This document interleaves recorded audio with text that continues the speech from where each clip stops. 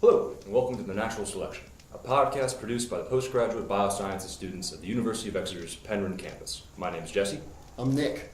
I'm Tom. And we are your hosts for this episode. It'll be a little bit different of a setup than our normal layout. We wanted to do a Halloween special for you. So spooky. That's right, it's the 31st of October, so we're out in the middle of the woods. And we've got the... Jesse, watch out, your s'mores burning. Be more careful, man.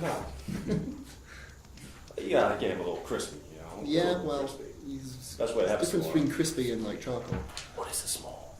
What is a s'more? Oh, Lord, okay. You see what I'm eating right now with my mouth? Nom nom nom. Oh yeah, that thing. You're clearly out in the woods at a campfire and not in It's biscuit small and sound. chocolate and marshmallow all melted together That and turned into a sounds tasty campfire. horrifically disgusting. It's okay. yeah, that's pretty pretty accurate. Unnervingly sweet. Some call it a treat, others would call it a trick. See what I did there? Oh, what am I gonna do? What am I gonna do? In honor of the Halloween holiday, we wanted to take a look at some of the natural analogs to the classic Halloween monsters. Mmm.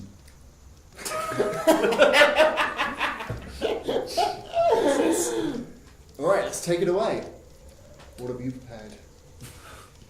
So, our first tale comes to us from the depths of the Amazon. Cece hadn't been feeling herself lately. A nervous twitch, a persistent itch on the back of her neck. She couldn't hide it, and she knew her sisters had noticed.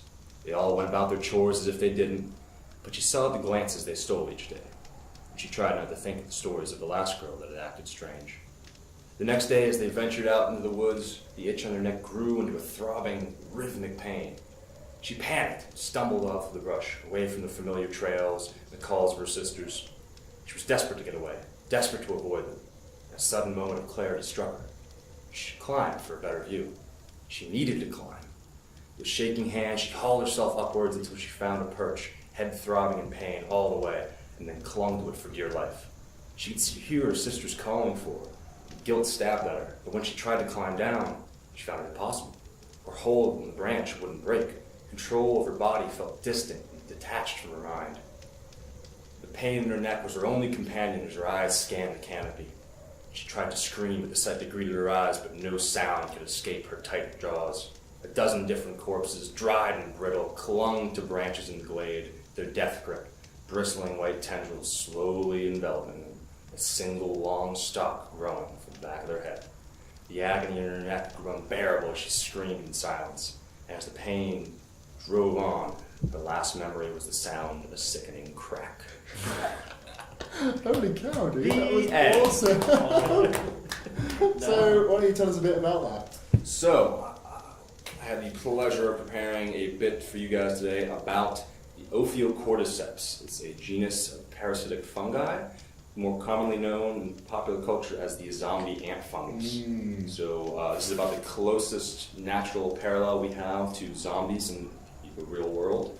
And as our understanding of them has gotten better and better in recent years, authors have been increasingly turning to them for inspiration in novels, video games, Or movies, excuses. or excuses, in works like The Last of Us or The Girl with All the Gifts. So these are parasites of carpenter ants, particularly well known in tropical regions, but we can also find them in temperate zones, so they're a little bit rarer. And the way these guys works is these spores will land on the exoskeletons of these ants and effectively kind of drill their way through by secreting different enzymes and applying pressure until they get to the internal tissues. And once they have access to the internal tissues, they'll secrete a cocktail of different chemical compounds designed to influence ant behavior and produce these very specific behavioral changes.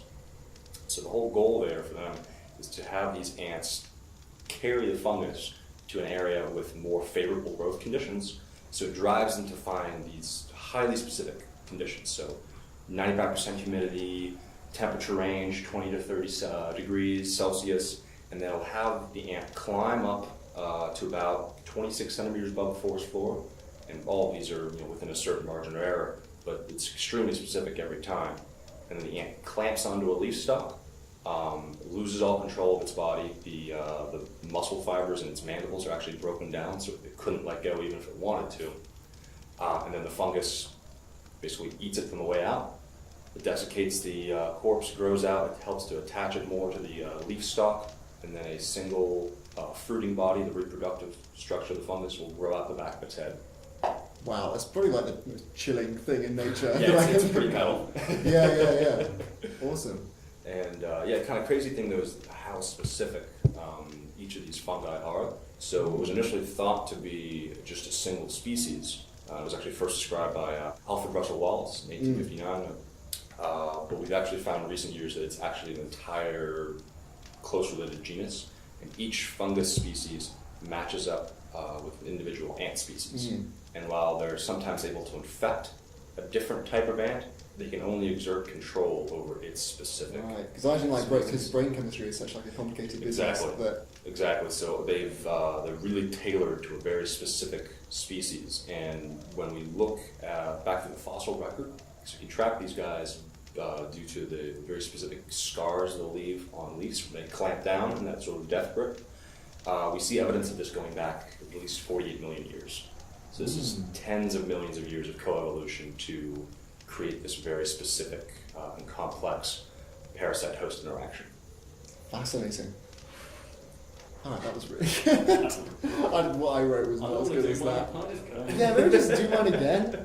Alright, well, Nick here, and here's my chilling tale. The Curse of the Mammoth Mummy. So, mummies are classic linchpins of Halloween iconography, a shambling undead swaddled in ancient ribbons of cloth. But a mummy is not just a dead Egyptian with his brain tugged out of his nose. Any dead animal can be mummified if it reaches the right conditions. These can be extreme cold, dryness, salinity, or acidity, anything that stops scavengers from eating the body or bacteria from decomposing the soft tissue. The thing is that natural mummification has to be very quick for it to occur. It usually involves being quickly buried in an anaerobic environment. You think about Pompeii, all those people turned into mummies, buried alive by hot, molten ash, dying quickly from thermal shock. So why am I talking about mummies on a biology podcast? Well, the mummification process has actually done a lot of good for biologists, especially those that study prehistoric animals. As you probably know, if you've ever been to a natural history museum, most of the fossils are of animals that haven't been mummified. Their soft tissue decomposed, leaving only the bones. But in very rare circumstances, you can get very large animals that are killed and buried so quickly that they get turned into dinosaur mummies. Alberta in Canada is like full of mummified animals, buried in a prehistoric blend of tar and sand. And just recently, 2011, they dug up a nodosaur, which is kind of like a big armoured ankylosaurus type dinosaur. They dug up a nodosaur that was mummified 110 million years ago. And over the 110 million years of its burial, the soft tissues gradually desiccated, releasing all the hydrogen and oxygen, just leaving a residue of carbon that still holds the original three-dimensional shape of the dinosaur's skin and muscle and stuff. And you can guess at the kind of scientific opportunities this gives a paleontologist, like giving them a much better idea of how the muscles sat on the body, which it can in turn give the paleontologist an insight into what kind of behaviour the animal favoured in its living life. It's being described as the best preserved armoured dinosaur in the world. You could also mummify an animal if it's trapped in paraffin or even tree resin, like mummifying the animal in amber. But that's not the only way an animal can become mummified. If the body is frozen and stays frozen, the rate of decomposition can be slowed down to almost a standstill. Great examples of these are the frozen mammoths that keep famously cropping up, and these mummies are so well preserved that the DNA of these mammoths stays largely intact. Some geneticists at Harvard have spliced this mammoth DNA with elephant DNA and introduced it into elephant cells, and the cells function totally normally, only they contain the mammoth genes for cold resistance, like small ears, lots of fat, and lots of hair. It's theoretically possible to use this to grow a whole elephant embryo that has these traits, though the experts are saying that technologically it's still a few years away. But it's a chilling thought, isn't it? That one day, Frankenstein mammoth mummies may walk again.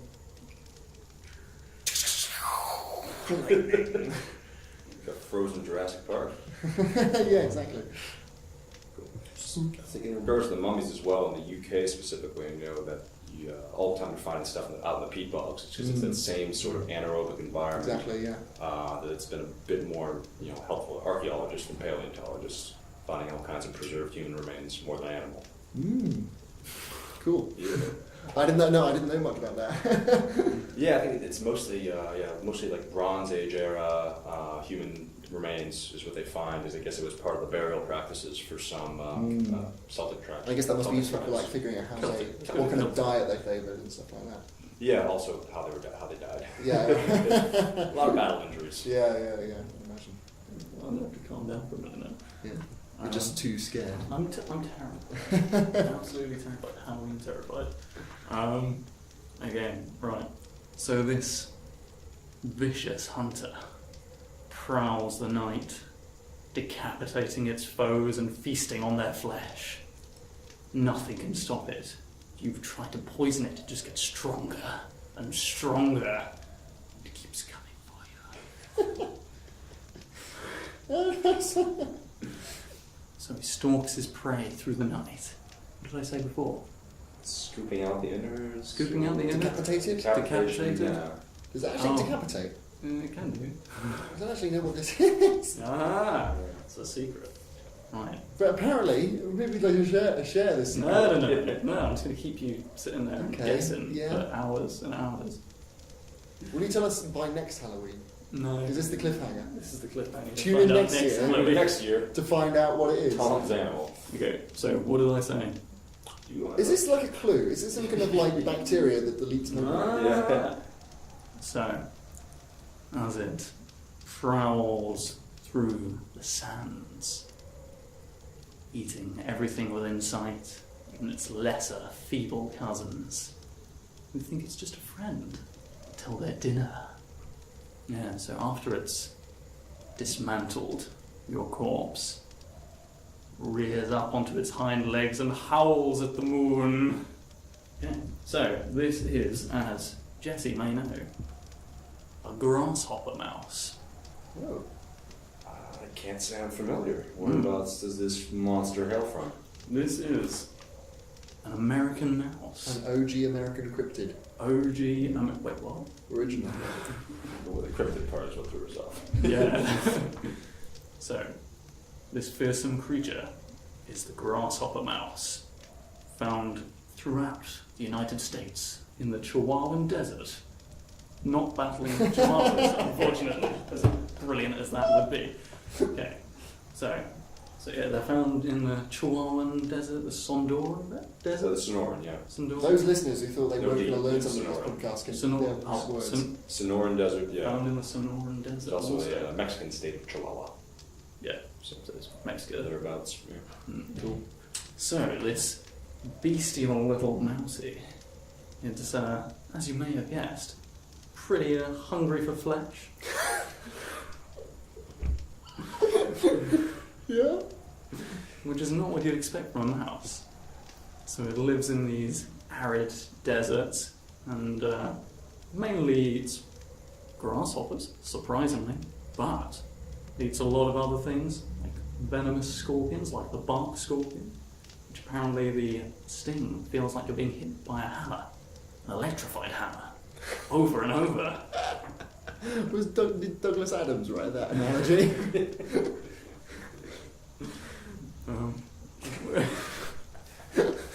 Now I'm just picturing scorpions carrying hammers getting you. Oh man, I know what my Halloween costume's going to be now. A scorpion with an electrified hammer. Yeah, right? Perfect. I just need to bring like a car battery and some jumper cables. Yeah. When it's hunting all these different things, when it's going for a grasshopper, sure, it just dives in there, tears it apart, no mercy. When it's going for a scorpion, or something a little bit more vicious itself, it tailors its strategy, coming in at different angles, grabbing in different ways. It does the most terrifying of things. It closes its eyes and sort of scrabbles around. Whoa, what? Yeah. I was not expecting that. Plot twist. So when it is actually attacking some of these venomous creatures, like this super venomous centipedes, they'll go for the central nervous system again and again. They'll jump on it, bite through, paralysing its opponent slowly. With its eyes closed. With its eyes closed and its whiskers going. Whisking. Whiskey. And so it tailors its strategy to each individual opponent. But this is the big one. These little mices have serious daddy issues. So when the little mousy litters are raised by the father and the mother, they become even more vicious. Usually they'll, look at normal mice, these little feeble mice, and go on their way. But when they've been around Big Bad Daddy,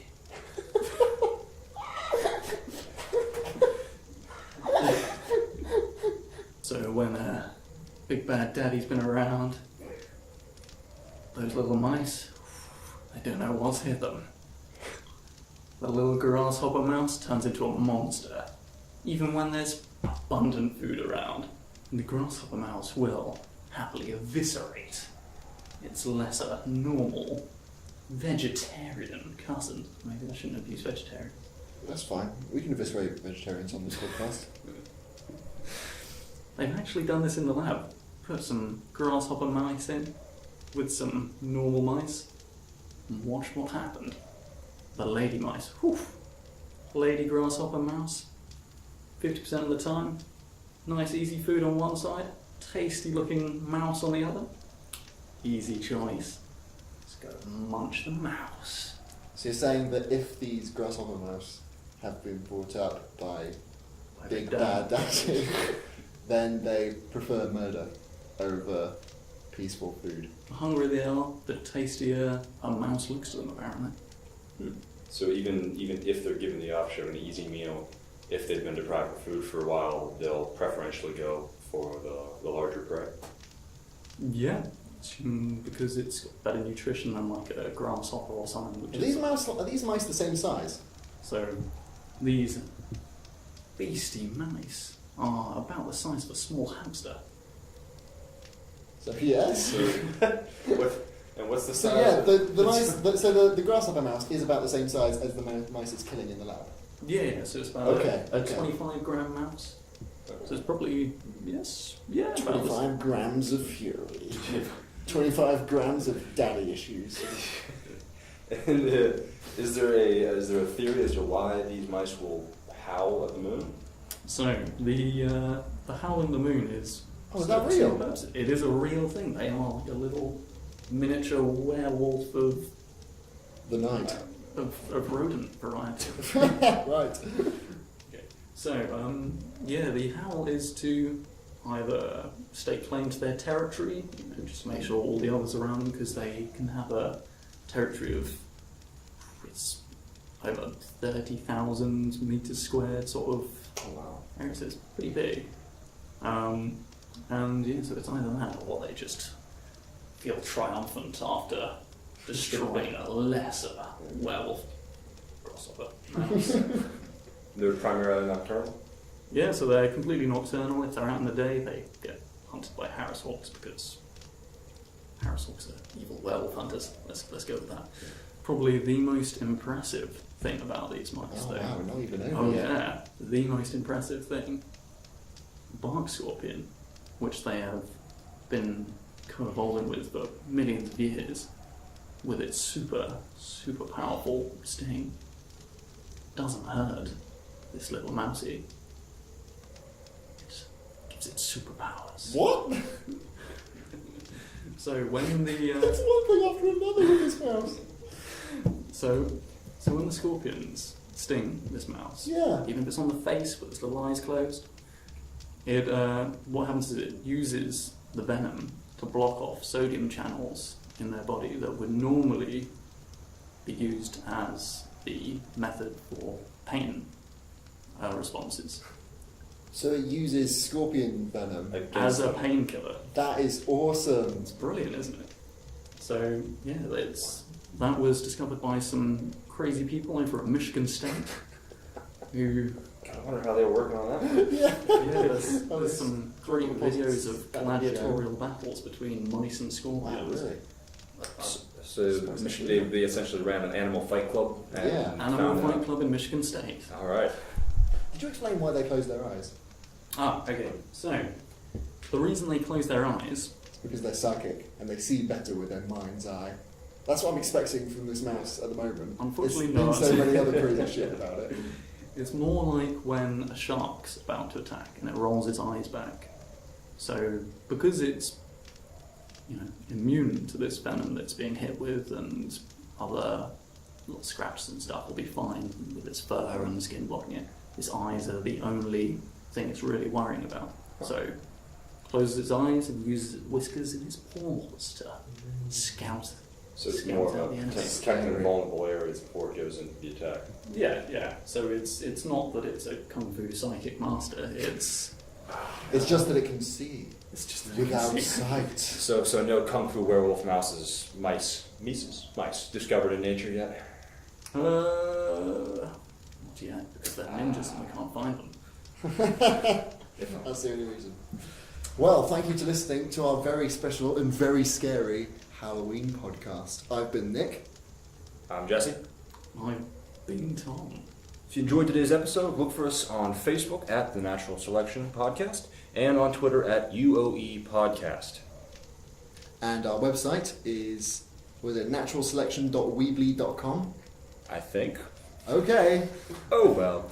You can find our episodes hosted on SoundCloud, on YouTube, and through the iTunes Store. Any other additional material you want to throw in here? Yeah, sure. I just wanted to say... Did you guys hear that? What's that sound?